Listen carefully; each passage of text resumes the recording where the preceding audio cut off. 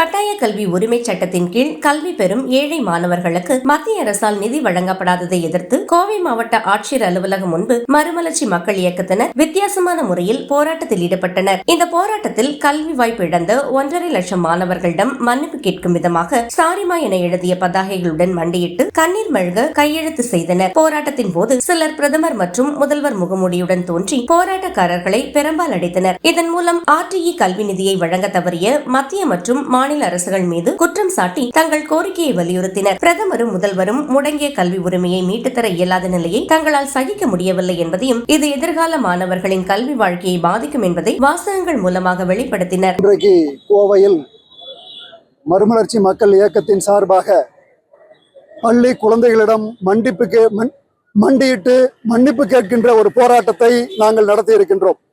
எதுக்கு இந்த போராட்டம் சொன்னா, கட்டாய கல்வி உரிமை சட்டத்தின் சேர்க்கையை இந்த ஆண்டு தமிழ்நாடு அரசு நடத்தவில்லை. மத்திய அரசு இதற்கான பணத்தை கடந்த 3 ஆண்டுகளாக தரவில்லை. இதன் காரணமாக இந்த ஆண்டு 1.5 லட்சம் ஏழை குழந்தைகள் பள்ளிகளில் சேர இயலவில்லை. ஏற்கனவே படித்து வருகின்ற 6 லட்சம் ஏழை குழந்தைகள் பணம் கட்ட முடியாமல் தவிக்கிறார்கள். இதற்கு காரணம் மத்திய அரசும் மாநில அரசும். இதற்காக நாங்கள் நீதிமன்றத்திற்கு சென்றோம். நீதிமன்றத்திலே நல்ல தீர்ப்பை பெற்றோம். மத்திய அரசு பணம் கொடுக்க வேண்டும் என்ற தீர்ப்பு வந்தது. பணம் கொடுப்பதற்காக காலதாமதப்படுத்தாமல் இந்த தீர்ப்பை அமல்படுத்த வேண்டும், உடனடியாக சேர்க்கையை நடத்த வேண்டும் என்று தீர்ப்பு வந்தது.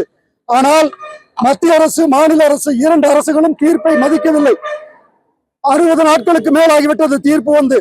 ஆனாலும் இந்த தீர்ப்பை நிறைவேற்றாத காரணத்தால் லட்சக்கணக்கான குழந்தைகள் கல்வி பாதிக்கப்பட்டிருக்கிறது. அதன் காரணமாக இந்த ஆண்டு கல்வி பறிபோனதற்காக அந்த ஏழை குழந்தைகளிடம் மன்னிப்பு கேட்டு நாங்கள் போராடி கொண்டிருக்கின்றோம். இதற்கான பொறுப்பு பிரதமருக்கும் முதலமைச்சருக்கும் உண்டு. ஆனால் நாங்கள் பொறுப்பேற்றுக் கொண்டு அந்த குழந்தைகளிடம் மன்னிப்பு கேட்டு மண்டியிட்டு போராடுகிறோம்.